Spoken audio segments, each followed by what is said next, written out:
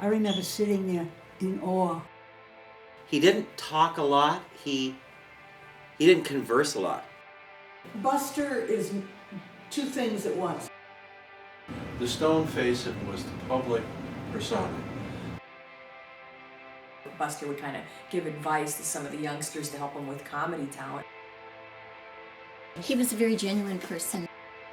And is funny and is awe-inspiring and is brilliant. Very clever. Definitely knew exactly what he's doing.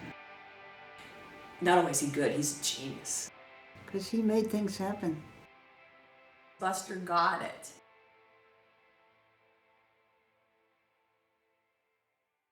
It started when I was 11, and a dear friend of mine, who was sort of a grandfatherly type, figured out I was the kind of kid who might like old movies.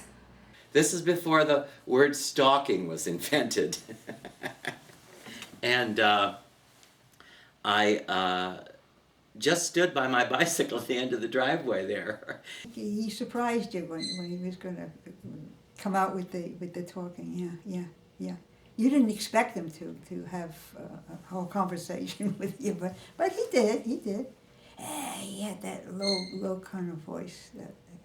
I grew up in the 50s and 60s. Who ever saw a silent film? So I really didn't connect silent film star with anything that was available to be seen at that time. And it wasn't until I saw the Black Hawk restoration that I realized this is a silent film. You know, I had seen some Laurel and Hardy on TV, but I didn't connect it that much with my grandfather. You know, he was Grandpa. So for Christmas, when the year I was 11, he sent me Rudy Blesch's Keaton, which had just come out. And I was so mesmerized by this book that I read the whole thing that day. I took it to the table. I wouldn't put it down. It's all written as if Buster's still alive. So I'm 11 and I'm thinking Buster's still alive and I might get to meet this guy someday. And it's just, you know, such a fascinating book. And so I get to the very end and you turn the last page and it says Buster died on February 1st, 1966. And I burst into tears and I cried for 2 hours. And that's how it started. After a while, Buster came walking out to the house and down the driveway and coming towards me, and I'm going, it's Buster Keaton. That's really Buster Keaton. And he's alive, huh? Yeah, and he checked the mailbox, and he said, "How you doing, kid?" in that gruff voice of his. And I went, "I'm fine, Mr. Keaton." I knew his name, of course. And he said, "Good. What, something wrong with your bike?" Yeah. You know. You could have fixed it. Right. And I said, "Oh, just checking my tire, you know." Been checking my tire for An hour. And anyway, we got into a little conversation, and he said, "All right, see you later." And he went back up the driveway and in the house. So I was just in seventh heaven. I just met Buster Keaton, by golly. And so went home and told my parents, told my mom, and she went, "You can't do that. You just can't go to someone's house and just, well, don't you dare go there and knock on those people's door. Well, they'll call the police. You just can't do that. People don't do that. You don't bother people like that." And I said, "Okay, I promise I won't.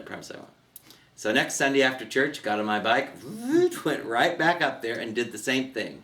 Yeah, we all lived in that house until I was age 8, and at that point, my mom divorced Harry, my dad, and married another gentleman. But we continued to live in the neighborhood, so I was always in and out of the house.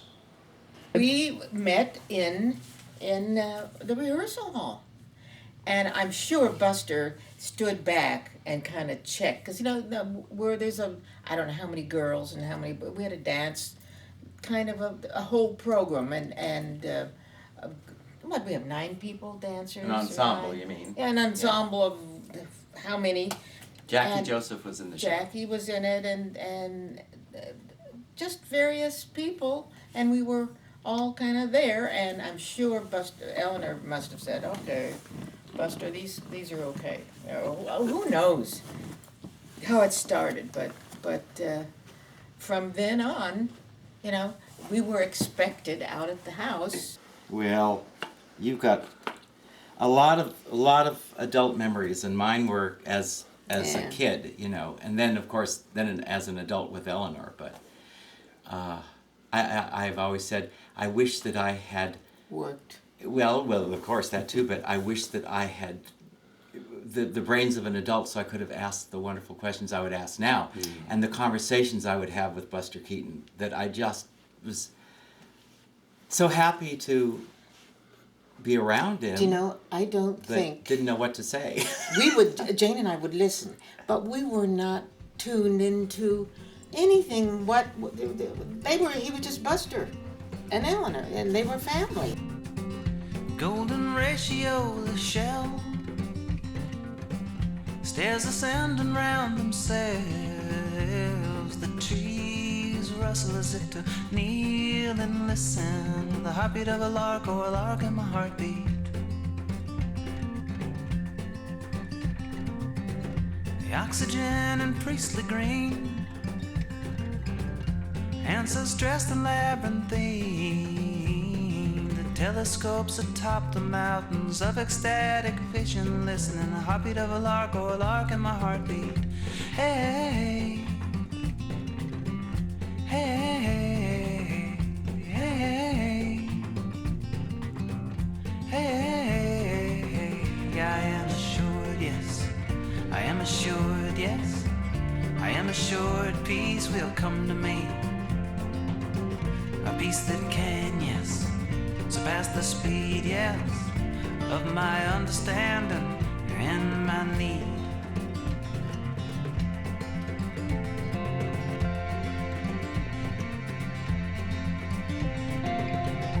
Meteoric warping wind,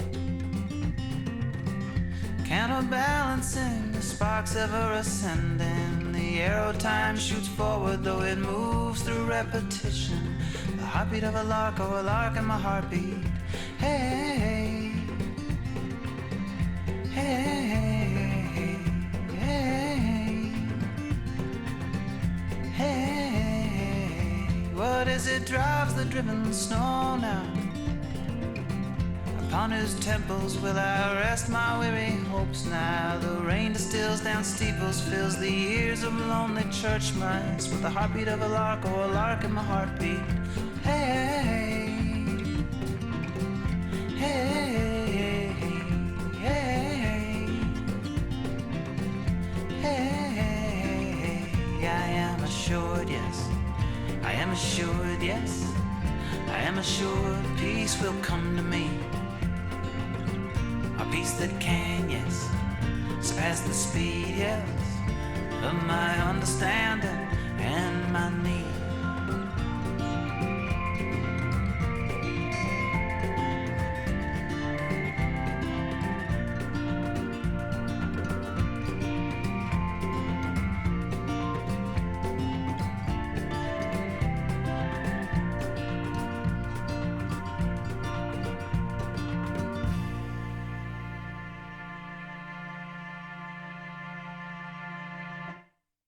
Buster was known not just for the physical comedy, which is what we think of, but for doing impressions of other vaudeville acts and for singing. He actually introduced a bunch of popular songs, probably the most famous being one called On a Sunday Afternoon.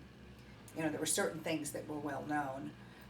The suitcase handle on the back of his costume and flinging him into the wings where a stagehand would catch him, and you know, sliding him along the floor. And you know, there was a whole thing about it actually kind of started, the initial part of the act was Myra playing the saxophone, but Joe would come out and as if he was a lecturer, and he would be giving a talk on how to bring up your children, and behind him Buster would be acting out and doing things and having this basketball on a elastic rope that he would be swinging around and slowly letting it out and get closer and closer and closer to Joe's head until he bopped him on the head.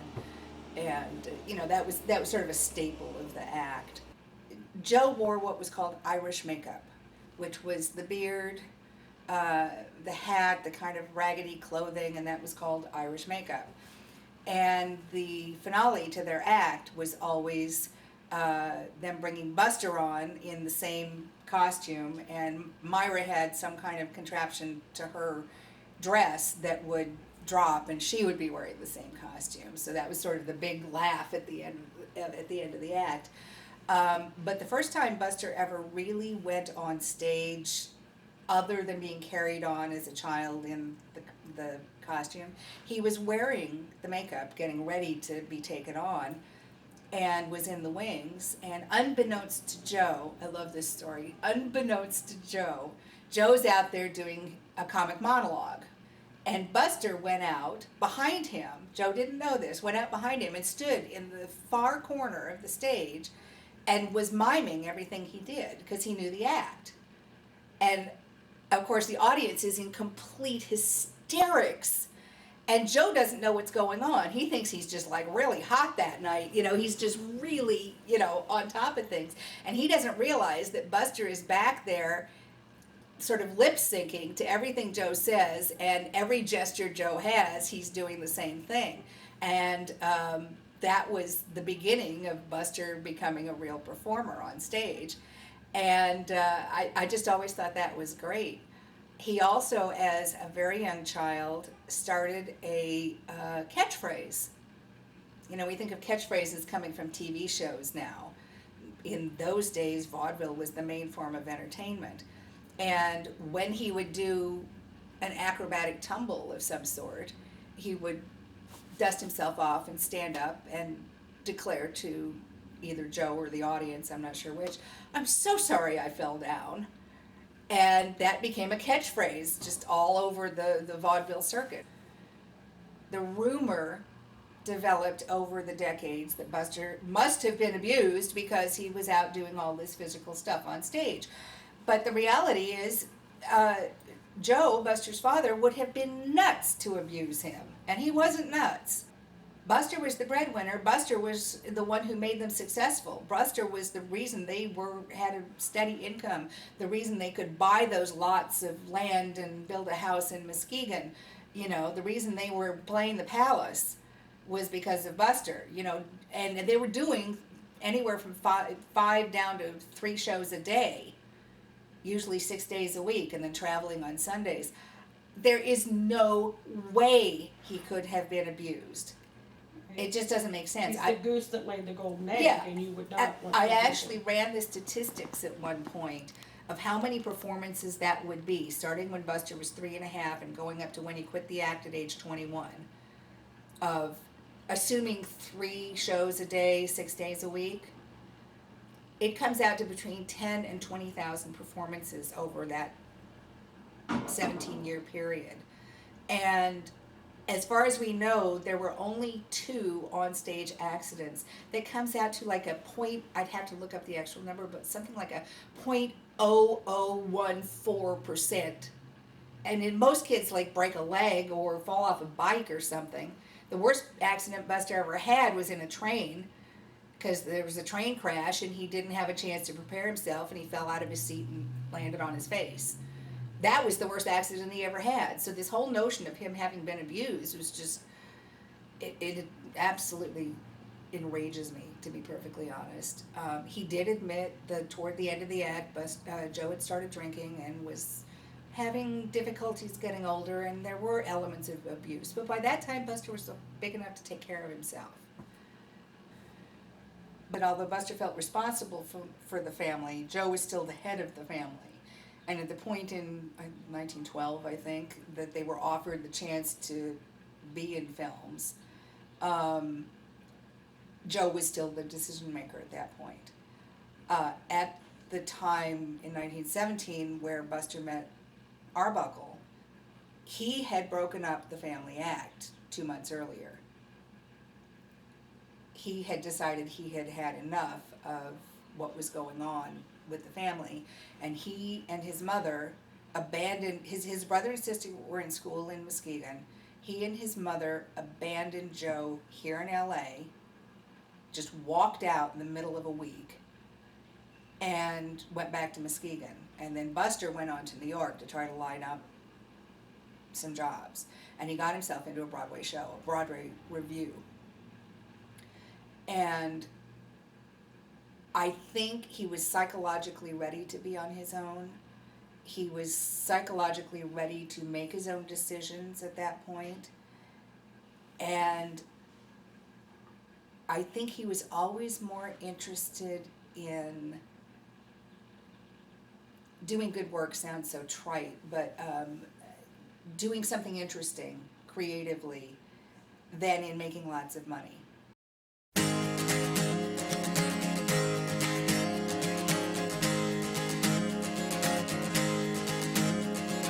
Birds beneath my window, dusty in their wings upon the lawn. I hear them in the morning like the last amen to a migratory song.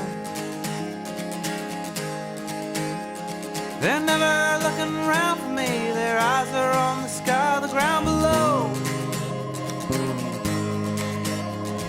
I'd rather be the one who loves than to be loved and never even know. Hello blackbird, hello starling, winter's over. Buster not only made Roscoe look better, he made Al St. John look better. And it's clear that Keaton is third banana and works his way up to sharing more screen time with Al St. John and then more screen time with Roscoe. But I get the feeling that that was an affectionate team of people.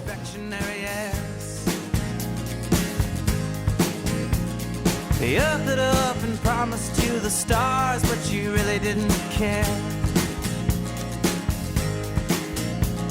I sang in exaltation, I pulled the stops, you always looked a little bored.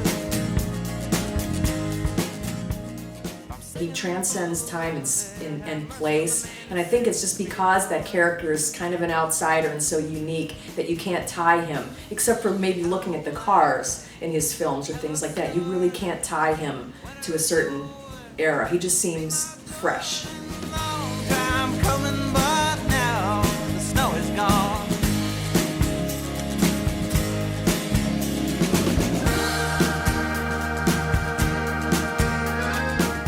I doubt that posterity was anywhere in his thinking at all. I think it was much more that it looked like fun. You know, doing the same bit day after day, week after week in a big Broadway show had a certain appeal to it. I think that he just said, oh, this looks like so much fun. And he wound up, you know, breaking his contract and working for, what, 1/10 of his salary. And I'm not sure if I'm singing for the love of it or for the love of you. But I've flown a long way, honey, oh, hear my confession that I'm gold. I'd rather be the one who loves than to be loved and never even know. Hello, brown one, hello, blue one, last night's feathers exchanged. There are other people who, quote, can just be actors in it and either don't have the desire, this may not be intelligence, but don't have the desire to say, you know what, I want to write my own story and I want to be the head of my own studio. You know, I'm not happy with that role. You know, obviously there was more to Buster than just being an actor. You know, he wanted to conquer different levels and have control over the story and have control over how his, you know, character was going to go. I guess that those days must have been just thrilling and fantastic for him when he had that type of control. Filmmaking is a communal act that requires a lot of good craftsmen and technicians, not just artists. And I feel that Keaton felt himself to be a craftsman and technician and not an artist. And in fact, he was both. He thought cinematically, it has to be. So I think like with all this, it's interesting. Again, I wish that there were interviews where they really focused on that, but to my knowledge, I haven't seen anything where people are saying like, are you influenced by dreams and where did this come from? But that dream / fantasy type of motif is very cinematic, and I really think he thought that way. It's clear with the effects, you know, obviously the effects in the Playhouse and Sherlock Jr. were well thought out, and it's not just, you know, some, you know, oh, it's a stunt where I'm running down the street. It's you're using tricks and things. So I think you know, and what other medium can you use to express these ideas? He could do things in cinema that he could not do in vaudeville. So I think the camera in a studio was you know, Buster rolling up his sleeves and saying, "This is my toy shop." That I could explore, and that I could do things really differently. You know, so I think that's why the surrealists admired him. You know, I don't even know, you know, if Buster had the vocabulary that he was able to articulate, you know, artistically why he made these choices. But I think he innately knew how it would look on a screen, and he had a germ of an idea. Well, let's flesh this out. Let's do this, and I think that's how he had this very interesting, dreamlike landscape.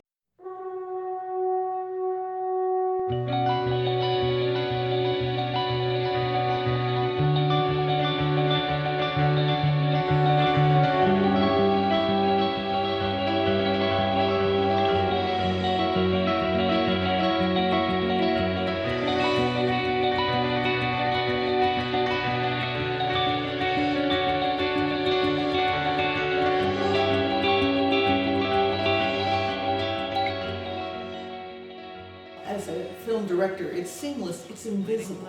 You're not thinking about the directing, you're not conscious of the camera, if it's moving, if it's not moving. You're totally lost in what is happening on the screen. You are in that universe, and that to me is the sign of a good director. It's intuitive, it's that, you know, vaudeville training. It's like, hi, I started on the stage at 4, and by 21 I'm a 17-year-old veteran before I even get into films. And so it's just kind of growing up with that he really had a sense of what's funny, and he got it up until the end. So into inventing things. He would always get something else out of something that he'd already done, and he'd add to it. You know, because his brain was constantly working on things that he could do. He was inventive. He was amazingly inventive. He'd take the film and he'd hold it up to the light. He didn't use a moviola, which they did have. He would hold it up to the light until he found where he wanted to do a cut, and he'd take a pair of scissors and he'd cut it, and he'd set that aside, and he'd keep going until he found the place he wanted to edit it to, and he'd cut it, and then he'd put it back together again. I mean, who does that? Who has that kind of eye that they can edit their own stuff that assuredly? But I never had family, just the Annabelle leaves, so I'd never had cause to look back. I just set the course north, and I studied the charts, and towards dark I drifted towards sleep, and I dreamed of the fire. He starts his features slowly, usually dramatically. I mean, not dramatically like dramatically, I mean more drama than comedy. You know, there's a little bit of comedy. And very long takes, very slow paced. He introduces the characters, he introduces the setting and the concept. He develops it slowly. He sets up some of the gags that are going to pay off way later. And he's willing to take his time doing it. And then as the film goes on, it gets faster and faster, and the cuts come closer, and the pace goes faster and faster and faster and faster, until at the end you're just breathless. And that was clearly very intentional on his part. Very intentional on his part. He was an autodidact, right? He's self-taught. He didn't have the proper schooling, and you cannot be a dummy if you're running your own studio. Keaton is an artist, both in terms of what he's putting on the frame and in terms of how he is positioning his camera and making his cut so the audience sees what's on the frame. You know, what can you say if he's, you know, he's an Orson Welles, if you want to say it, of silent comedy. He's the so-called triple threat. Buster's starring in it as the actor. He's coming up with the story. He's working with, yes, he's a staff of gag men, but it's based on his ideas, and Buster's going to have the final say. No, that's not going to work. That's not going to work for me or my character. It doesn't fit here. And, you know, he's the vision of the film, you know, as director, putting all this together. Somebody who, you know, is just an uneducated rube, you know, couldn't do that. She gave up her body to me, He's doing these crazy feats of daring do and things that people wish they could do today, and it just takes your breath away. And I think it inspires, young people and filmmakers to know, my God, look what they did without half the technology that we have today. This man who eschewed stunt doubles, and so it's so equally to say, oh my God, one man chose to do all these things, and the star did this. He's such a vanguard. If he was with his own studio, the studio system, they'd be like, forget it, you're gonna have a double. And I know that sometimes they did try to foist that on him, but I think he would either deter it or say, no, they don't have the motions like me, that's not how I run, that's not how I would do this, so it has to be me. So he would force himself with possibility of broken necks and bone. I think he broke every bone in his body probably at one point. Yes, sometimes at night in my dreams. His timing is so good in every one of his movies. I see him hanging from things and falling down and, coming down with the railroad thing into the car, and the timing was just impeccable. And I think the General personifies that so beautifully.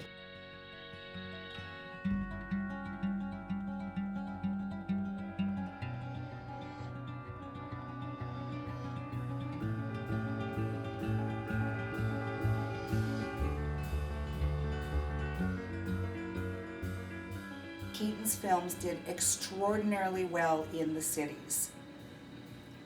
They didn't do all that well out in the rural areas. And of course, in that time, in the 20s, more people lived in rural areas than lived in the cities. So when you start looking at the box office figures, his openings were better than Harold Lloyd's.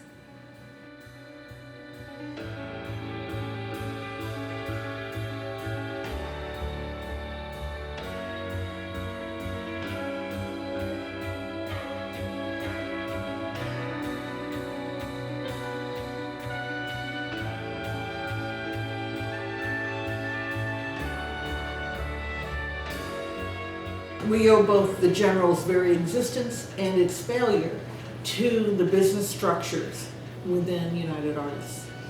And I think its failure had nothing to do with its merits. I will agree it got some tepid reviews at the time, but you'll have to remember, at the time we were at the peak of silent films. There is a wash of wonderful, brilliant comedies coming from multiple artists. There are great dramas. We're just coming to the apex of what silent film could produce. And The General is one of many things coming out there, and nobody stopped for a moment and thought of a slapstick comedian as being a genius.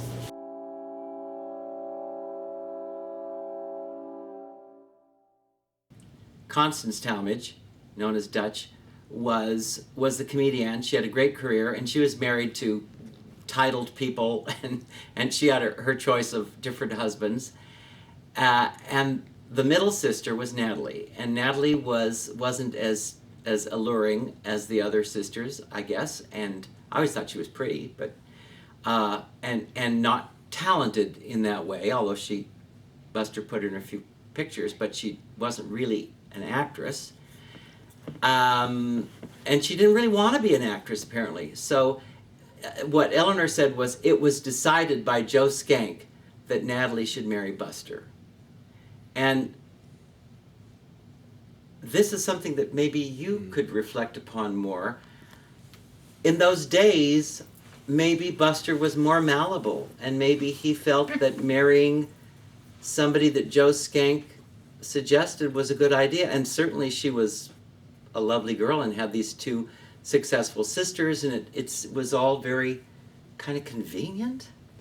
What we have kind of discovered a little bit here recently is Buster, we feel, was actually closer to Constance than he was Natalie. I have a great picture, and it's not Natalie. Let's put it that way. It's Buster and Constance and Jimmy. This is Aunt Dutch. She and Buster were very good friends, and that's my dad when he was a baby. We found a couple other things in looking through the library over here.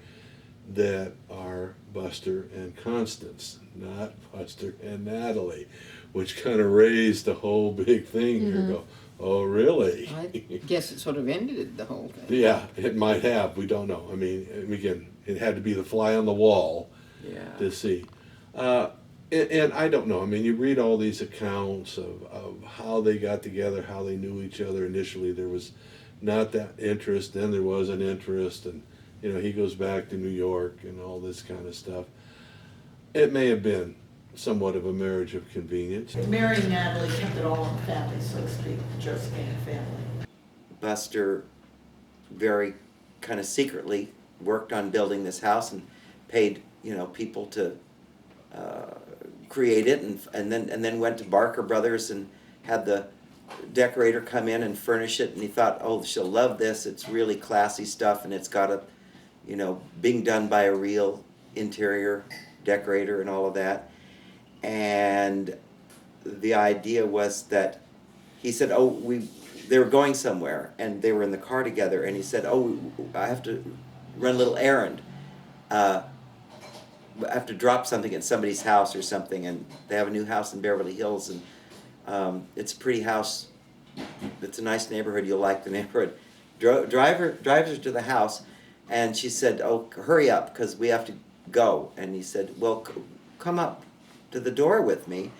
And she was reluctant to do that, and he said, oh, well, nobody's home. I have the key. I have to drop whatever it is off inside. And she thought that was very odd, but she went with him, and he opened up the door, and they walked in, and she said, why are we here? And he said, this is your new house. Surprise. And she said, I hate this. Let's get out of here. Eleanor said that? No. Natalie Talmadge kind of broke Buster's heart. And he said, okay, let's get back in the car. And she didn't appreciate the fact that he had done this as a surprise and spent a lot of money on it, but it wasn't grand enough or showy enough. And it was at the end of a street, I guess. It was right up against the hill or something, and it was almost like a little dirt road at that time to get to it. It wasn't very, I don't think that there was any other houses right around it at that time. And Buster thought it was great because it was sort of off in the country and quiet and pretty, you know, natural around it.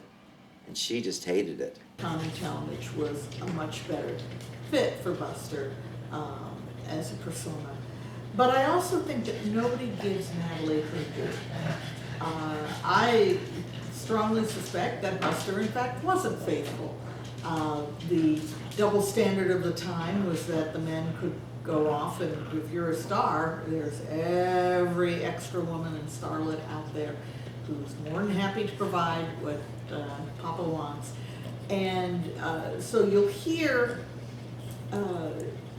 Keaton's version saying that Natalie was suspicious of every co-star that he was with, and that also after a while she closed off her bedroom to him, and all the people who loved Buster as an artist say, poor Buster, what a terrible thing. But one wonders if, in fact, if I were a woman in the 1920s and there are no antibiotics and my husband is off prowling around, I too might close my bedroom to him, because after a while, you know, you don't want those germs coming home to mom. And nobody sees it from this young woman's point of view. My father was always very surprised that people wanted to know, how bitter was it? Did they speak to each other? You know, people today, they get divorced, life goes on. You know, somebody remarries, somebody doesn't. It was the same thing with Grandma and Grandpa. She was more bitter than he was about it. She was proposed to by Howard Hughes. She did not remarry. She had boyfriends. My dad said she gave parties, had people over. She had fun. It wasn't like she was a little more reclusive in her later life, but after the divorce, she lived down on the Pacific Coast Highway on the beach, and you know, we'd go down there all the time. There'd be people over. It was a large house. We'd each get to choose our own bedroom to sleep in, and it was just fun going down there. I never heard her say anything negative about my grandfather. My mother does tell a story one time when Jimmy, my oldest brother, was little. And Grandma Natalie and my Aunt Dutch were over for dinner, and Jimmy popped up. He was a very precocious child, and he said to my grandma, "We're not supposed to tell you that we go see Grandpa Buster." And my grandmother looked at my dad, and Aunt Dutch said, "Well, for heaven's sakes, Natalie, Jim wasn't conceived by immaculate conception. You know, he does have a father." Everything happened all at once. He lost his independence. He got signed over to MGM. Sound came in. The Depression hit. His marriage broke up. He lost his kids. He went bankrupt. He owed the IRS back taxes, and his 3 best friends died. And you're looking at somebody, and I've never seen this written up really, except in a couple little short pieces over the years, but you're looking at somebody who from the time he was a toddler had been allowed complete creative freedom and had never been told no. He had never faced a serious crisis. And I think that people who have bad times when they're young develop coping mechanisms, but that if you go through until your 30s and suddenly everything in your universe falls apart at once, you don't have that in you. You don't know what to do. And I think the drinking came out of that. I think that everything sort of interacted with everything else. When you hit that The wall. the more unhappy he was, the more he drank. The more he drank, the more he got MGM pissed at him. The more he got MGM pissed at him, the more unhappy he was at work. You have the loss of creative autonomy. He might have been as brilliant a sound comic as many sound comics were, but was never really given the opportunity by MGM because they put him in the sort of scripts that they wanted. If you look at the history of that company, they did not have a history of making comedies. Hal Roach made the comedies that they released, but they didn't make comedies. They might have made a few little social comedy kinds of things, but not the kinds of comedies that Keaton or Lloyd or Chaplin or Laurel and Hardy or Hal Roach or any of those guys were making. So they really didn't know what to do with a comedian. Buster wasn't allowed to pull on his strengths and have that much control. The sad part is that they didn't get it. They didn't allow him to be fully utilized. We're unlike Hal Roach working with Stan Laurel. Stan, even though they had a credited director on Laurel and Hardy's films, Stan was basically in control and directed the films. And so he got to work out how he and Babe Hardy would do their shorts and features. Whereas it appears from what I know, they did not afford Buster that same type of opportunity. He pretty much had to dance to the tune of the directors and follow things strictly that way. It's exactly what Buster said. He said, they warped my character. And that's exactly what they did. If you look at the character he played in those silent films, sometimes he succeeds, sometimes he doesn't, but he's always striving. And he always has the chance of success. And particularly in the features, he has a moment where he is given the opportunity to do something great, and he does. In the MGM films, once you get past the cameraman, excuse me, once you get past the cameraman, they made him, as he said, a pathetic clown. And you know he's never going to get the girl. And he's never going to succeed. He's always going to be this poor, pathetic clown. The addition of sound and that weighed Buster down in ways that silence did not. But we also had a man who is now a full-fledged alcoholic, who started recycling his jokes, who was appeared not to be anymore at his creative peak. I find the films where he had the control most satisfying, and maybe I think as the viewer, I find it, I guess, I think the film experience is just funnier, and the films are well made to me. And I think maybe it's also the intrinsic satisfaction knowing that he had the control and was happy. And then I hate to say it, knowing the biography does color watching the films for me with the MGM. You're like, oh, Buster is really unhappy here, and then he had this. Working with Jimmy Durante, that doesn't seem like really a good match. And from what I read about Buster, it doesn't, he was kind of going through the motions in a way, and just all the intolerable things in his personal life. These people drank, and it was socially acceptable to drink, and it was sort of not socially acceptable to not drink. There are people who are alcoholics, people who can never drink again, people for whom alcohol will be a problem throughout their lives.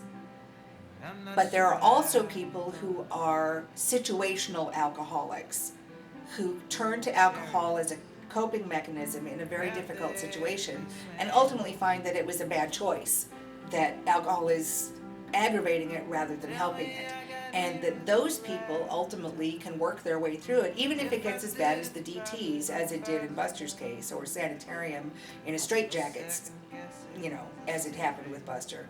But that once things start to improve, they don't feel the need to turn to alcohol, and if they do have alcohol, it doesn't have the same kinds of effects on them. Buster had what are called esophageal varices.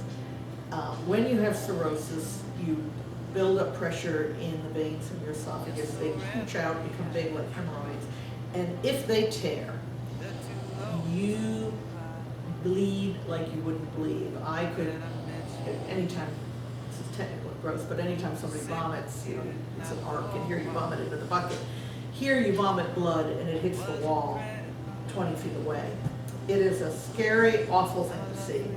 And they have to put a tube down your throat and then blow up balloons on the tube to put pressure on the veins. Back in the day, now they go down with a scope and do other things, but there was a special tube.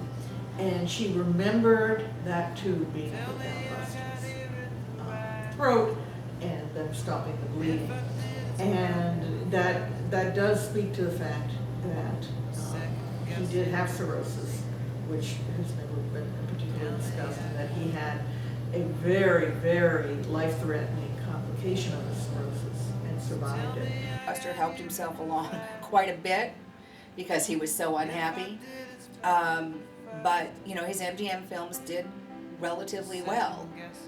But the quality of the films got worse and worse and worse until MGM could justify, between that and Buster's drinking, they could justify breaking the contract on their end, by which time Buster's reputation had gotten around and nobody was going to hire him. So they essentially, between Buster's own behavior and the contract business and MGM, allowing him to appear in lesser and lesser material, it all led up to him being fired.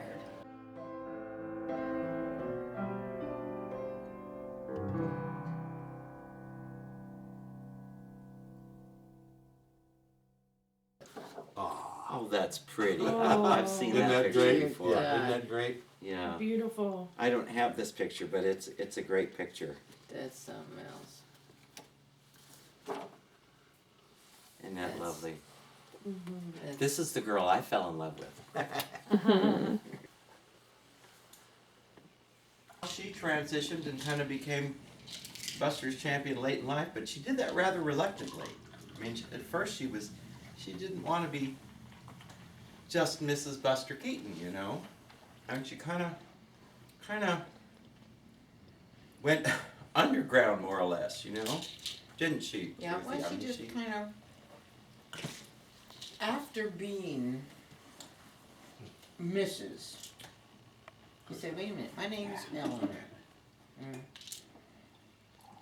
And she got a little perturbed about only being Mrs. Buster. And so I think she was kind of relieved to be able to become Eleanor Keaton. No, she went over to the house to learn to play bridge with a fellow by the name of Art Whitney. Contrary to some of the stories in some of the books where it says my dad introduced her. No, it was not my dad, it was Art Whitney. And he was a dancer at MGM also and RKO as far as I know. And yeah, she just went over to learn bridge. And the same thing, as far as I know, that was her first encounter with Buster.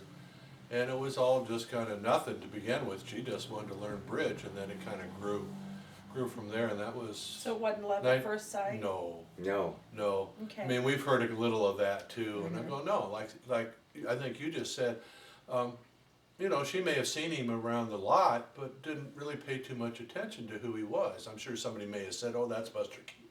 Yeah, I don't know. Okay. Yeah, whatever. But her interest was going over to the Keatons, she said, just to learn to play bridge, Right, because she and this wanted to do was that. 1938, I think. Yeah. Was their original meeting.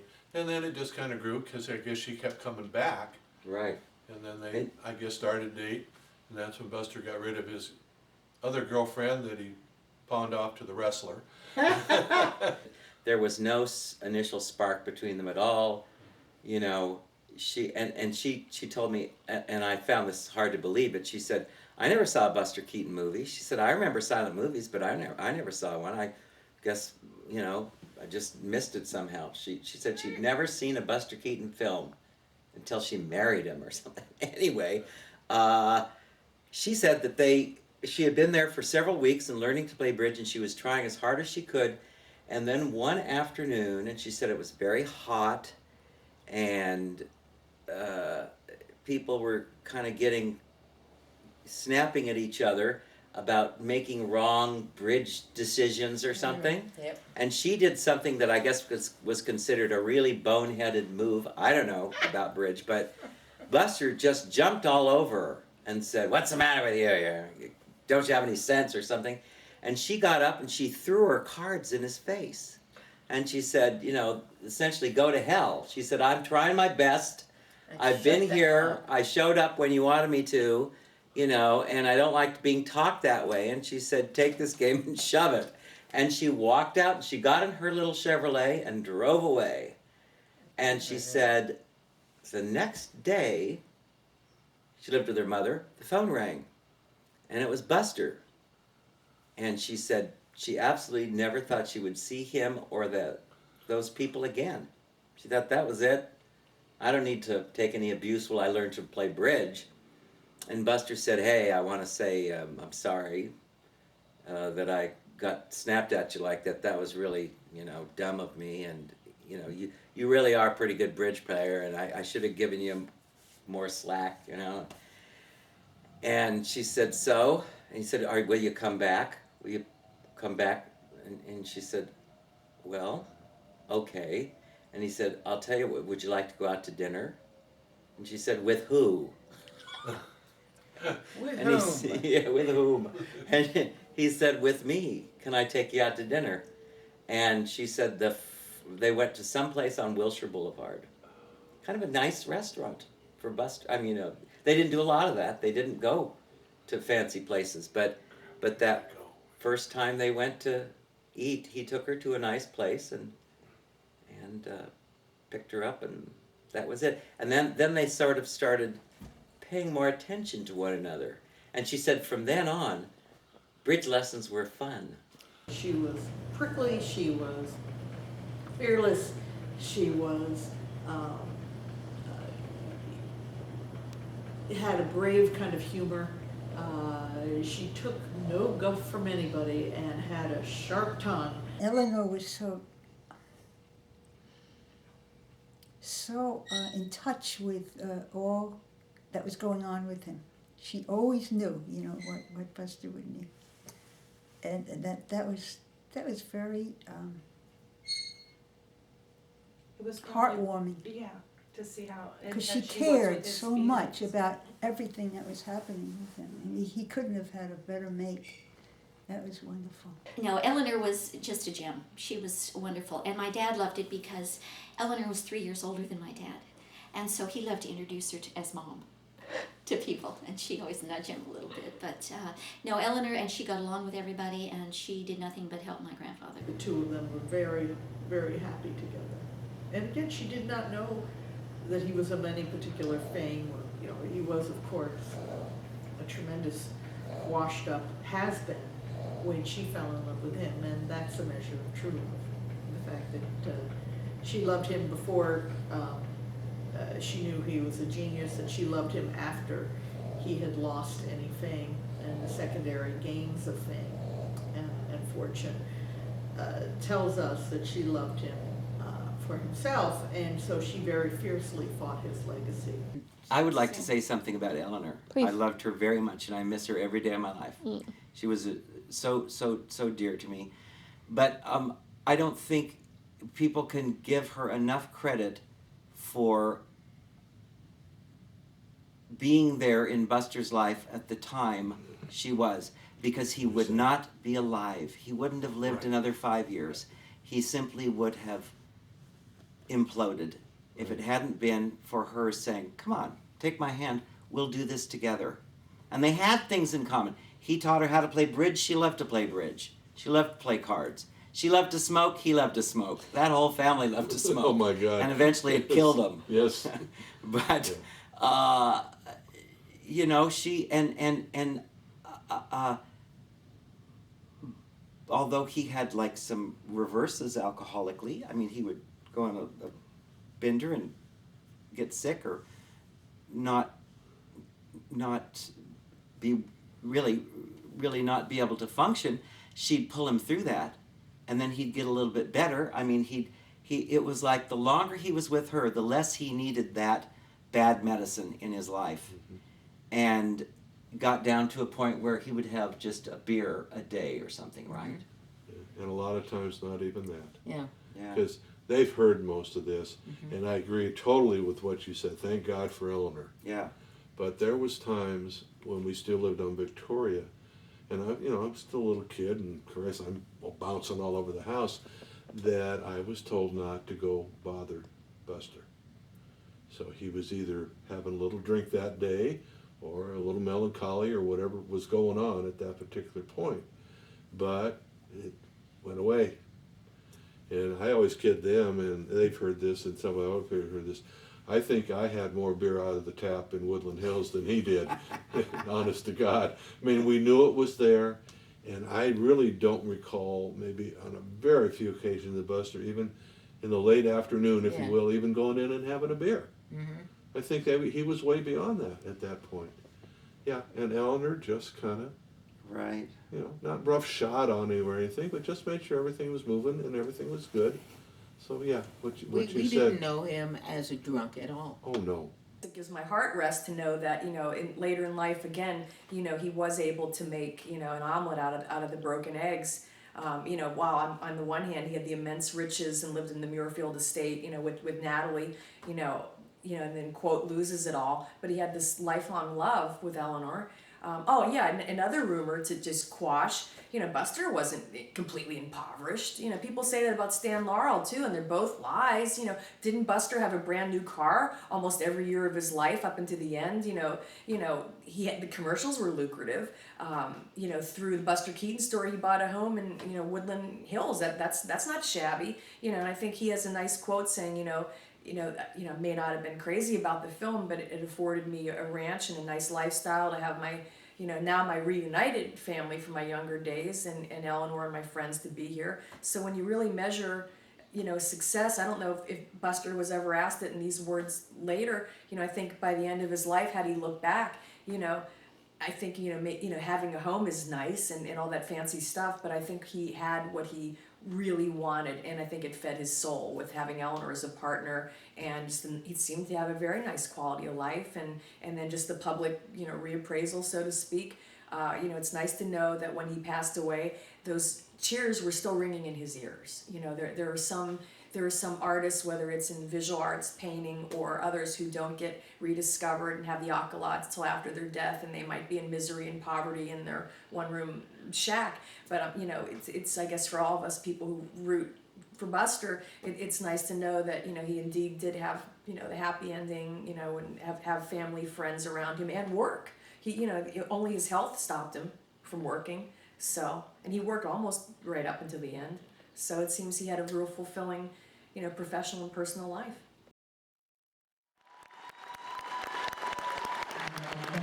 Films at the Cromwell Theater. I talk about the beautiful restoration that occurred here several years back. I talk about the Barton Theater organ. I tell people that the movies are in black and white, and they go, oh. I really don't like black and white movies. Then I tell them they're silent. And then they go, wow, it really doesn't sound like the thing for me. Then I tell them, if I can get you in that movie theater, I got you. Because when you see those films thrown on this screen, in this setting, with that organ, and listen to this crowd interact with what was silent film, you're absolutely amazed. I'm stunned at the number of people that will stop me and say, you know, I held back for a few years, but you finally got me, and boy, I'm glad you did. I ask everybody in the crowd, when I come out here, the following year, to see if you can convince some others to come down and experience what you're about to experience tonight. It really is an absolute blast, and I am thrilled that these folks come from around the country, around the globe, to Muskegon, Michigan, to pay honor to one of the greatest silent clowns ever, Buster Keaton.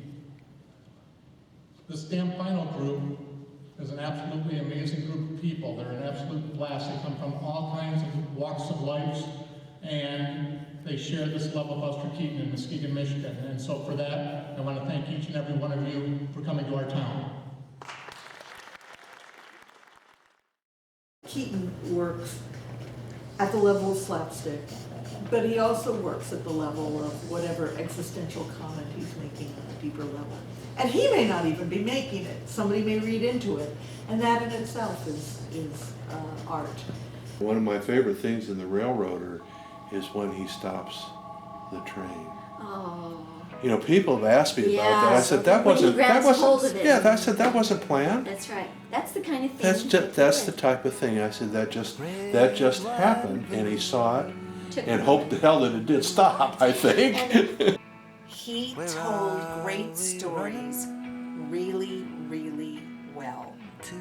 And that the stories he told are timeless and worth your time. I am really proud. I think he makes people laugh. And he did that in, 1919, and he is still doing it today. And what a legacy to leave the world, that generations of people can watch you and they're always going to laugh. I just think it's marvelous. Yes, Buster's a man, he's not a god. Yes, he had an alcohol problem, he's imperfect. We're all human beings. I appreciate his artistry. I suffer knowing that he suffered. I applaud his efforts of sobriety and having a happy, lasting third marriage that actually worked, and having a career that gave him peace. He brought so much joy. Well, he was so generous with what he did on that stage. And everybody who knew anything about, what doing a show was all about, they appreciated him. They knew how wonderful he was. An artist will capture someone's heart because they make you laugh, or they make you think, or they make you cry, or they make you feel. And accordingly, I can guarantee you that if you check out Buster Keaton, he will make you do all of those things. And what you think or feel, or where you laugh or cry, is up to you. But all that other stuff, the whys of it all, will come later. Right now, just look him up, discover him, and enjoy him. I get chills when I think how, in 1950s or 60s, he's like, I don't think that, this is enduring. Why are the people laughing at that screen? They're laughing at you. This stuff is still funny. As long as somebody has a funny bone, people are going to think Buster Keaton is funny. It's not one of these arcane things that you have to explain. Oh, if you lived back then, this would be funny because. You don't have to explain. Harry and I met when we were young, and we hadn't seen each other for 50 years. And then we have reconnected because of Grandpa, and I think it's been marvelous. It has been. Yeah. He was one very special man. And, I had that opportunity to be on the same stage with him. Oh, God. The moment that always makes me cry, and I don't even know why, is in the General. And you have to understand, I'm an old hippie from way back, I'm a pacifist from way back, but when at the end of the film it says, enlist the lieutenant, and then they ask him his profession and he says soldier, I lose it every friggin' time. And I don't know if it's that he's gotten what he wanted, or if that subconsciously because he's in the South that they're gonna lose. And there's a poignancy there that is not contrived, it's not someone pulling the strings, or if it's something even more than that, which is there's a fair chance that as a soldier he's not going to survive. Certainly his world is not going to survive. It's not going to be the same. I don't know what it is, but it gets me every single time. That's another thing that makes him, in my mind, timeless, is that face. When Brownlow, at the end of his Hard Act to Follow documentary, blends the images of the old Buster to the middle-aged Buster to the young Buster, you're almost compelled to cry. It's so beautiful and so sad, and you'll notice he doesn't move us forward in time, he moves us backward, and it's marvelous. One of the things that has always appealed to me about Keaton is that not only was he physically phenomenal, clever as clever could be, incredible filmmaker, blah, blah, blah, blah, blah, but from everything I've heard, from everyone I have talked to, he was a good, decent, kind, generous person, the kind of person we should all aspire to. And that when he got to the end of his life and he didn't have maybe as much money as he could have because he kept giving it away to people in need, he said his life was happy. And isn't that what we all want? You know, let's put aside capitalism and the worth of somebody being based on their bank account. Isn't what we all really want is to be happy and to make other people happy? And by that standard, he's the biggest success there ever was.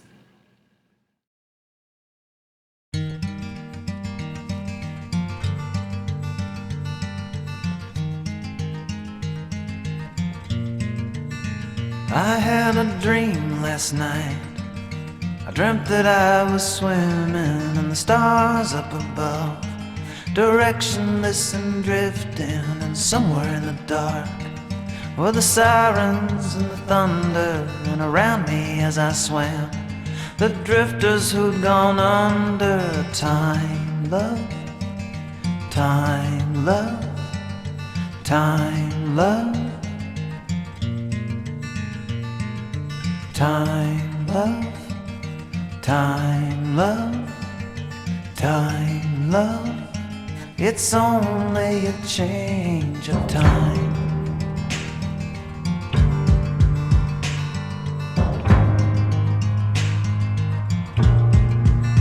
I had a dream last night, rusting far below me, battered hulls and broken hardships, Leviathan and lonely. I was thirsty, so I drank, and though it was salt water, there was something about the way it tasted so familiar. Time, love, time, love, time, love, time, love, time, love, time, love. It's only a change of time.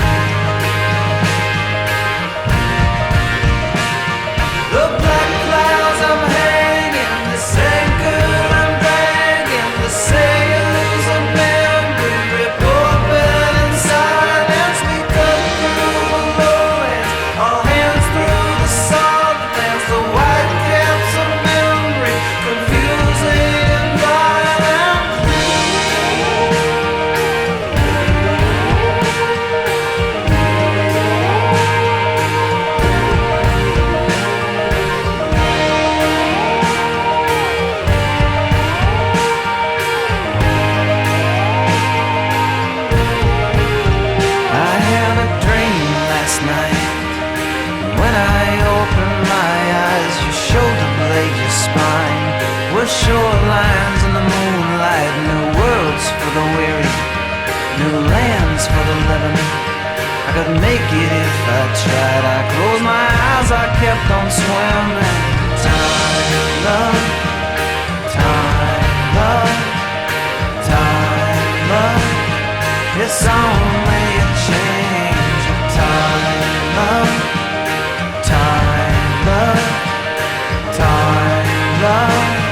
It's only a change of time, love, time, love, time, love. It's only a change of time, love, time, time, love. It's only a change of time, love, time, love, time, love. It's only a change of time, love, time, love, time, love. It's only a change of time.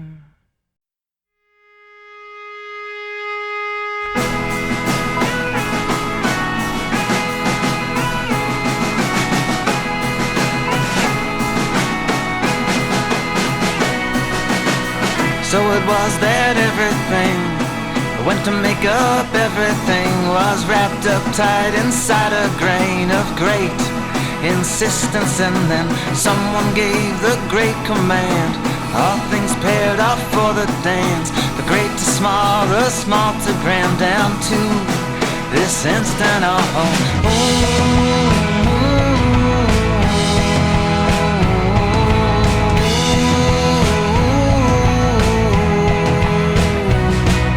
The hawk around the field mouse, a love around a lover's mouth. I find my mind is settling down in circuits round you, and the angels round their crowded pins.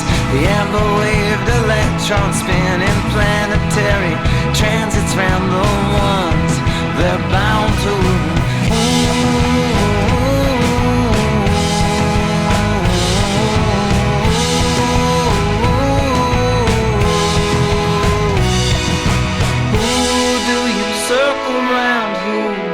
Is it circles round you?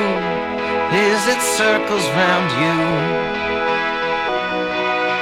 Ooh, is it circles round you? Do you circle round who? It is circles round you.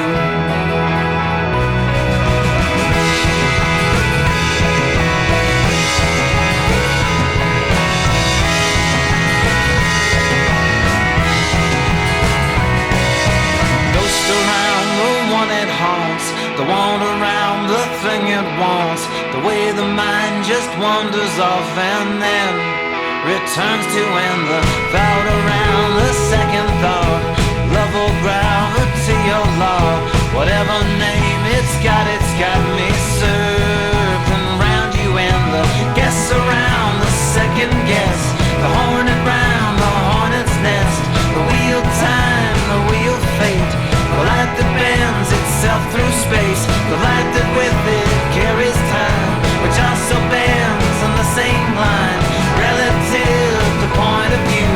So when I catch a glimpse of you,